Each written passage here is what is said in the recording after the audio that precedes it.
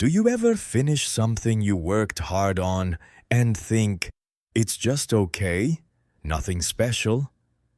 You brush off your own effort, but you gave it your time, your energy, a part of your life you can't get back. Here's the truth. Everything you do matters because you did it.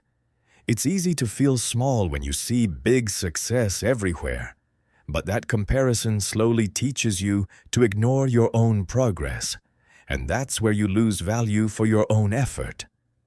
The truth is simple. Your time is limited, so whatever you choose to do with it has value. Even the small things, even the invisible effort, even the slow progress. When you start valuing your work, you start changing how the world sees you too. Because people don't just hear confidence, they feel it. So stop waiting for approval. Start respecting your effort. Value your time.